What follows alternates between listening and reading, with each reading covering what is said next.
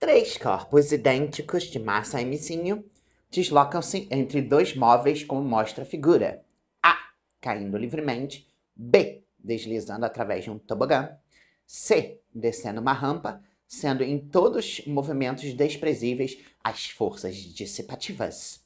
Com relação ao trabalho realizado pela força-peso dos corpos, pode-se afirmar que, e aí a gente tem as relações entre os trabalhos, maior, menor, igual, etc.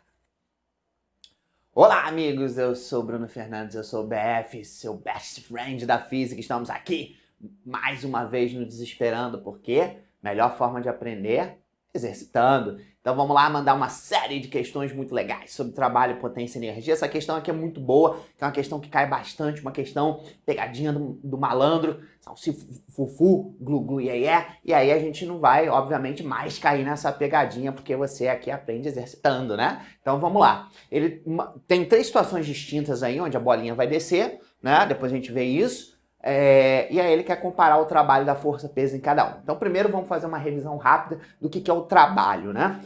Trabalho nada mais é do que energia, tá? Quando você vai chutar uma bola, por exemplo, como é que você movimenta essa bola? Ah, Befinho, eu dou um chute. Verdade, você dá um chute. E aí você aplica uma força na bola através desse chute e a bola se movimenta, né? Você tem alguma coisa desse tipo aqui. Aplicou uma força, tá? Claro, essa força pode ser diagonal, pode ser pro lado, etc. Pode ser em qualquer lugar. Isso que intuitivamente a gente fala no cotidiano. Só que os físicos não gostam muito do conceito de força. Por quê? Porque força é vetor. Vetor é chato, né? De trabalhar, tem Pitágoras, lei dos cossenos. Então não é muito legal a gente trabalhar com vetor. Então os físicos criaram, mais ou menos no século XIX, início do século XIX, criaram um conceito novo, chamado energia. E energia é maneiro por quê? Porque não é vetor. Quando você fala que uma bola tem 10 joules de energia, não é 10 joules para cima, para baixo, para direita, para esquerda. É 10 joules. Que nem o tempo, ó, já se passaram 2 minutos e 30 que eu tô falando aqui. Então 2 minutos e 30 é 2 minutos e 30. Não é para cima, nem para baixo, direita, esquerda. Então a energia não é vetor. Então é muito bom a gente trabalhar com grandezas que não são vetores. E aí, como é que você pode agora pensar o trabalho? Você pode pensar o trabalho como a energia que você vai dar ou que você vai tirar do corpo. Então, para você movimentar a bola de futebol, você tem que dar energia para essa bola. A partir do momento que ela ganha energia, ela vai se movimentar. E o contrário também é verdadeiro. Quando você, por exemplo, agarra a bola no jogo de futebol, né? A bola tem velocidade, tem energia. E aí, quando você segura a bola, ela vai parar. Então, você tem que agora tirar a energia dessa bola. Agora, do que vai depender essa energia? Vai depender de dois fatores. Primeiro fator, da força que você faz, claro, né? Você não vai movimentar a bola se você não fizer força. E aí, a gente pode pensar que é bem razoável a gente imaginar o quê? Quanto maior a paulada que você dá na bola, quanto maior a força do seu chute, mais longe a bola vai, mais velocidade ela vai adquirir. Então, mais força ela vai ter. Então, claro que o trabalho que eu vou representar pela letra W vai depender da força, tá? Diretamente proporcional. Agora, claro, por exemplo, imagina um carro. Um carro, se ele tiver só 1 litro de gasolina no tanque, ele vai andar mais ou menos 10 km. Agora, se ele tiver 5 litros, ele vai andar 50. Né? Por quê? Porque quanto mais combustível você tem no carro, mais energia você vai gerar a partir do combustível, da queima dele. E quanto mais energia você conseguir fornecer para o carro, a maior a distância que ele vai andar. Então, claro, quanto mais longe eu quero deslocar alguma coisa, mais energia eu preciso dar para essa coisa. Por isso que, claro, se você pega, por exemplo, uma mesa e você desloca ela só um pouquinho, você vai ter que só fornecer um pouquinho de energia. Mas se você ficar arrastando essa mesa, né, uma distância grande, você vai ter que dar mais energia. Concorda comigo? Então, essa energia também é proporcional ao deslocamento, tá? Só que aí tem um probleminha, né? Uma coisa aqui que dificulta um pouco o negócio, que essas dois malandros aqui são vetores, tá? E esse aqui na matemática é chamado produto escalar. Então, para a gente calcular, na verdade, o módulo, né, o valor numérico dessa energia, a gente tem que se preocupar com o ângulo que vai existir entre a força e o deslocamento. Porque, por exemplo, imagina que você está puxando uma caixa, tá? Você está puxando essa caixa através de uma corda. Então, você vai botar a corda aqui e vai começar a puxar a caixa. Então, a força que você vai fazer através da corda está atuando na diagonal comparado com o deslocamento que vai acontecer na horizontal. Então, vai existir aqui um ângulo θ entre a força e o deslocamento. E para a gente poder calcular, obviamente, essa energia que você está dando, você tem que levar esse ângulo em consideração. Então, na verdade, a fórmula do trabalho, para a gente fazer a continha, vira isso aqui, ó. Tá? Força mais trabalho, distância, maior distância percorrida, mais energia, mais trabalho, e o cosseno desse ângulo que existe entre esses dois caras, tá? Agora, o trabalho da força-peso é um trabalho especial. Por quê?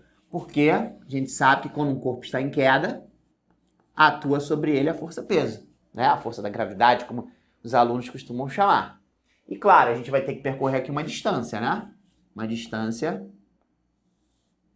na vertical, certo? E aí você repara uma coisa interessante aqui. Você repara que tanto o deslocamento quanto a força fazem um ângulo de quanto? Ó, o deslocamento está acontecendo para baixo, concorda comigo? E o peso, obviamente, está para baixo. Então, eles estão na mesma direção e sentido. Então, qual é o ângulo de duas coisas que são paralelas entre si? Zero, né? Não tem ângulo. O ângulo seria isso aqui. Aqui teria um ângulo, mas os caras estão trepados, um no outro, então não tem ângulo. O ângulo é zero. Então, esse ângulo aqui, entre esse cara e esse cara, é zero. Então, θ é igual a zero. Certo? E aí, quando você substitui aqui, ó, quanto é cosseno de zero? Quanto é cosseno de zero? Cosseno de zero é igual a 1. Uau! Cosseno de zero é igual a 1. Então, simplesmente, quando você está calculando o trabalho da força-peso, tá? Você não precisa do cosseno, porque, na verdade, é zero, né? O ângulo, e o cosseno de zero é 1. Então, a fórmula vira só força vezes distância. Tá? Mas qual é a força que está atuando em cima do corpo? É a força-peso. E a distância que ele percorre é a própria altura que ele vai descer. Só que a força-peso, você é inteligente, você sabe, a gente calcula multiplicando a massa vezes a gravidade do corpo. Então, a energia que a Terra vai fornecer para essa bolinha descer é proporcional à massa da bolinha, a gravidade e a altura que ela vai descer, mgh, tá? Se for para cima, se ela jogar para cima, aí já é o inverso. A Terra vai tirar a energia do corpo para ele poder parar, então o trabalho vai ser negativo, o trabalho é força-peso. E aqui tem uma coisa muito interessante, que é o que vai ajudar a gente a derrubar a questão. Quando a gente faz essa ladainha aqui, tá? A gente não vai entrar em detalhes técnicos, porque não interessa, isso é só você lembrar na hora da prova, é que essa distânciazinha que aparece aqui, que é o h, tanto que a gente usa o h, que a gente representa a altura, né, que é uma distância na vertical, na física, essa distância tem que ser na vertical, tá? Então tem que ser na vertical, tem que ser a altura na vertical que ele vai descer, tá? E aí uma coisa muito interessante que é o seguinte, não importa qual caminho que essa bolinha vai fazer. O que importa é só a distância que ela vai descer na vertical. Então, olha só, a letra A, aqui ó, do desenho, você vê que ele está descendo aqui em queda livre.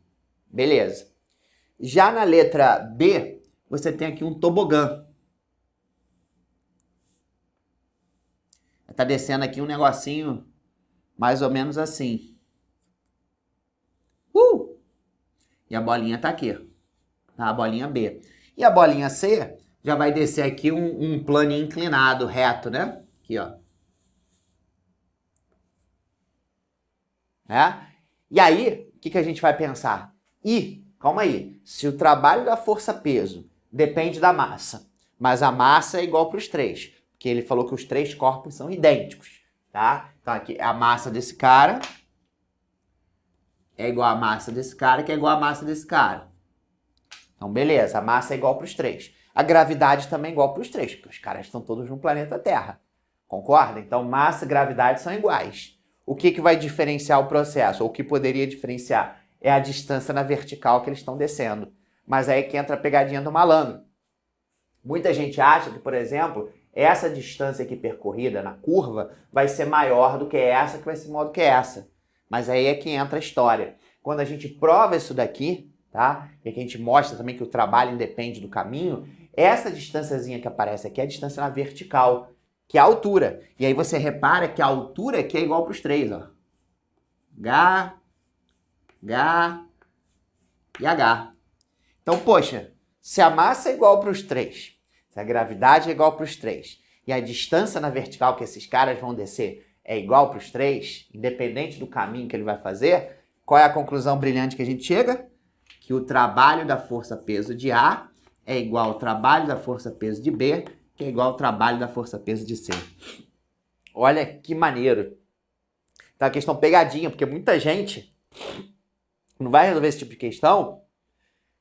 Se tivesse até que chutar, descartaria logo essa, que é a resposta. Que seria a letra Z, né? Letra D, D de dado, D de Deus.